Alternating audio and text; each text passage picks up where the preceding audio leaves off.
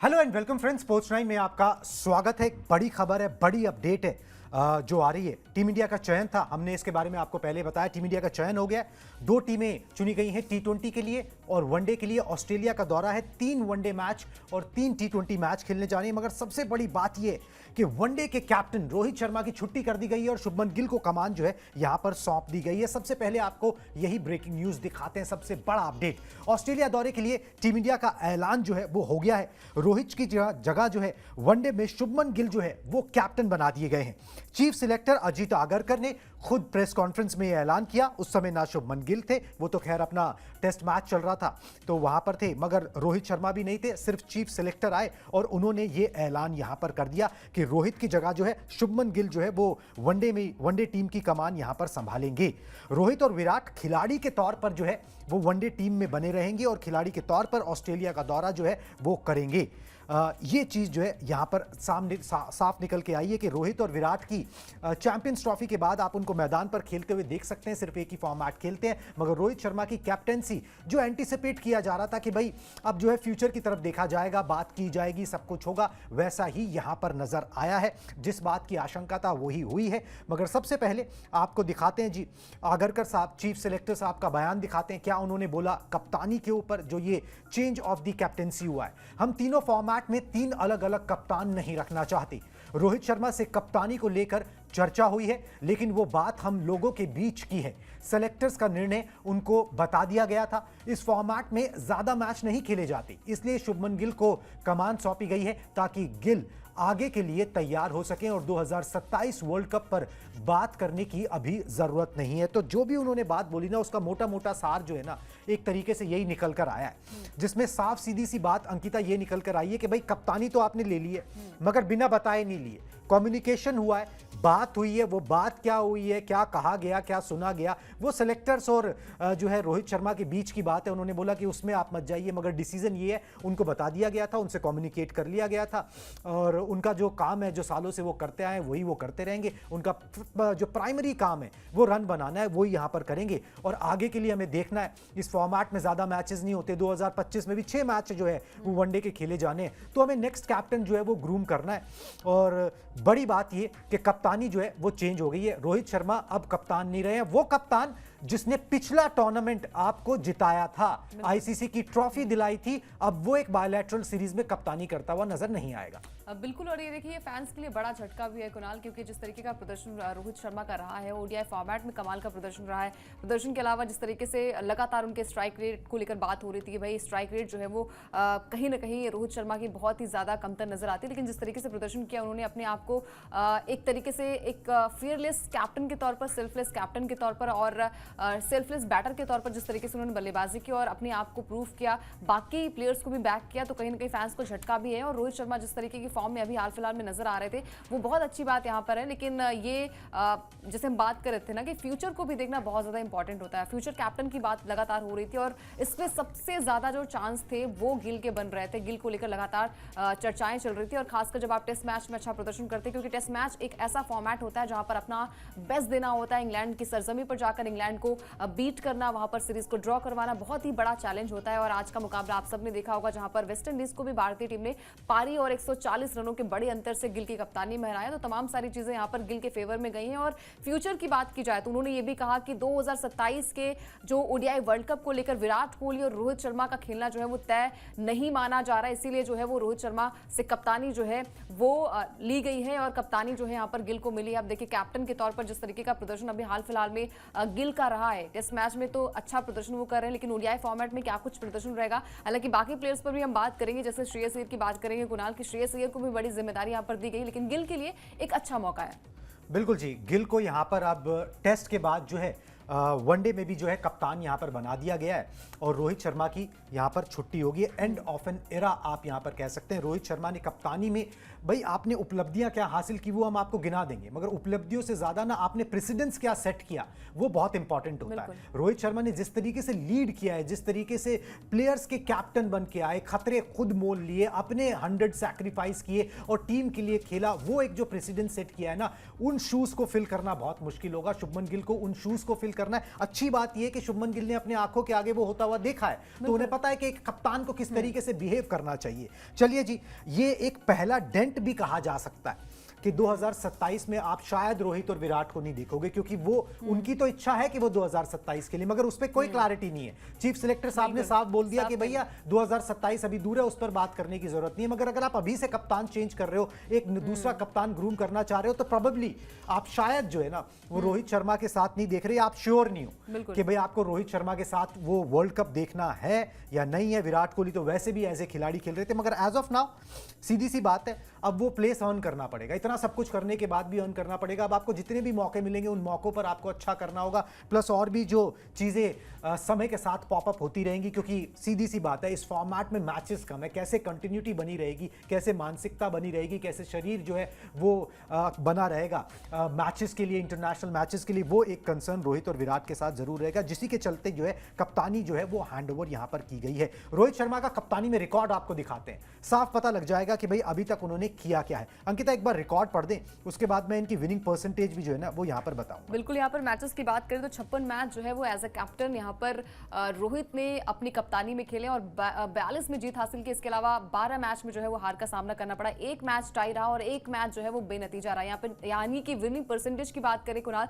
तो बहुत ही अच्छा ग्राफ यहाँ पर रोहित शर्मा का रहा है और जिस तरीके की कप्तानी वो करते नजर आए। ओडीआई वर्ल्ड कप की बात करें, वो एक मैच अगर हमारे फेवर में होता तो ट्रॉफी भी हमारे हाथ में होती, लेकिन जिस तरीके का कैलिबर वहां पर नजर आया था, जिस तरीके की कप्तानी वहां पर की थी और जिस तरीके का हर एक प्रदर्शन भारतीय टीम की तरफ से, भारतीय प्लेयर्स की तरफ से नजर आया था, वो अपने आप में बहुत बड़ी बात होती है। और हर प्लेयर जो है उन्हें बैक भी किया था और हर प्लेयर यही चाह रहा था कि भाई ये ट्रॉफी जो है वो भारतीय टीम डिजर्व करती है। लेकिन चैंपियंस ट्रॉफी में उसके बाद T20 वर्ल्ड कप में अच्छा प्रदर्शन किया था, लेकिन ओडीआई फॉर्मेट में तो एक अलग तरीके का हिटमैन जो है वो नजर आता है। 3 जो है वो ओडीआई शतक भी इनके नाम जो है वो मौजूद है, तो बहुत सारी चीजें यहाँ पर फेवर में रोहित के नजर आ रही थी। लेकिन हाँ, अब जैसे हम बात कर रहे हैं कि भाई आगे की अगर हम बात करें, 2 साल की बात करें तो कहीं ना कहीं एज फैक्टर भी है, फिटनेस को लेकर भी लगातार कंसर्न दिखाया जा रहा है और फिर ये भी कहा जा रहा है कि भाई जो युवा खिलाड़ी हैं उन्हें कब मौका दिया जाएगा, ग्रूम करने का मौका कब दिया जाएगा।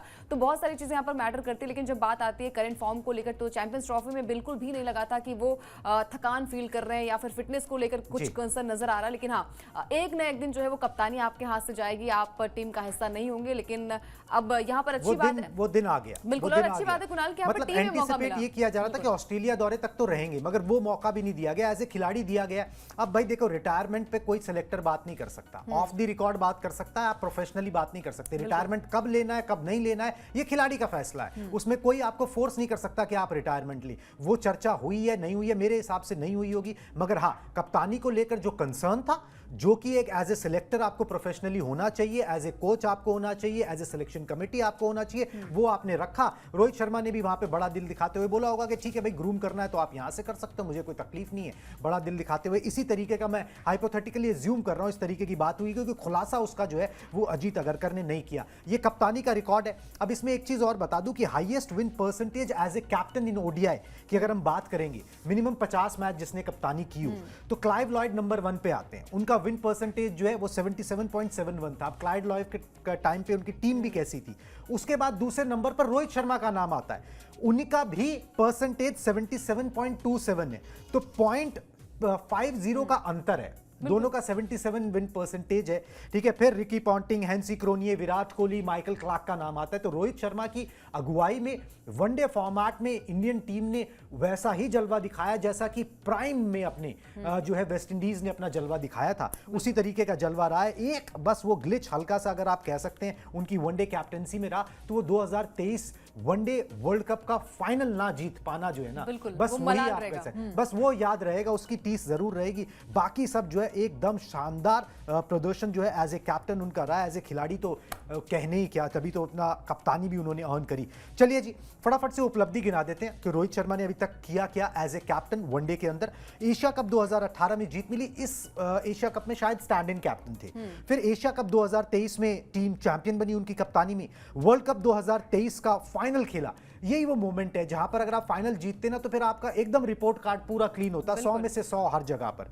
चैंपियंस ट्रॉफी 2025 में फाइनल जीता, तो सब कुछ अच्छा करके जो है ना ये खिलाड़ी जो है इससे कप्तानी गई है। देखिए, कुछ ऐसा रह नहीं गया था कि भाई मेरे को ये अचीव करना बाकी है। ठीक है, वो आपके अंदर रह गई थी कि भाई 2027 का मैं वर्ल्ड कप खेलूं, एज ए कैप्टन खेलूं, तो वो तो चलो अलग ही बात है, मगर खेलूं ये खिलाड़ी के मन में है, उसको जीतूं। अब आप एज ए कैप्टन जीतो या एज ए खिलाड़ी जीतो, देखिए फर्क तो होता है, मगर अगर आप एज ए खिलाड़ी भी खेल जाओ तो बड़ी बात है। मगर जो ये डिसीजन लिया गया है ना, ये डिसीजन अपने आप में बता रहा है कि शायद आपको वहां तक का रास्ता आप तय नहीं कर पाओगे। ठीक है, ये कोई बोलेगा नहीं, ये कोई स्पष्ट नहीं करेगा, सीधा सीधा बोला जाएगा कि भाई एज तो नंबर होता है, प्रदर्शन मैटर करता है, मगर यही है कि भाई अब उस प्रदर्शन के अंदर जहां पर 1, 2, 3 मैच, एक वनडे सीरीज आपकी खराब पड़ी, तो फिर वहां पर दबाव क्रिएट कर दिया जाएगा कि भैया अब आपका थैंक यू बाय बाय, अब हम जो है यंगस्टर्स के साथ देखना चाहते हैं। अगर वो ग्रिट, वो डिटर्मिनेशन हो कि भाई रोहित विराट का कोई जो है वो 3 मैचों में से कोई एक मैच खराब गया, 2 अच्छे गए, एक हर बार शतक आता चला गया, वो एक इम्पॉसिबल सा टास्क है, एक बड़ी मतलब जिसे कहते हैं ना फेरी स्टोरी जिसे होती है,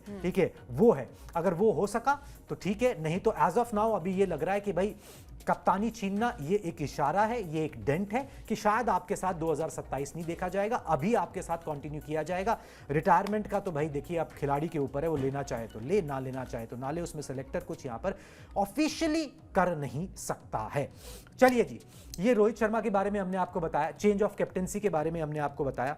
शुभमन गिल के फटाफट से ना वनडे में रिकॉर्ड दिखा देता हूं भाई, जिसको आपने सौंपी है उसने किया क्या है, ठीक है, उसके रिकॉर्ड जो है वनडे में अच्छे खासा रिकॉर्ड है, कोई ऐसा दिक्कत की बात नहीं है। 55 मैच खेले हैं, 2775 रन बनाए, 60 का औसत है, ठीक है, शतक 8 लगाए हैं और अर्धशतक 15 उन्होंने जो है यहां पर लगाए हुए हैं।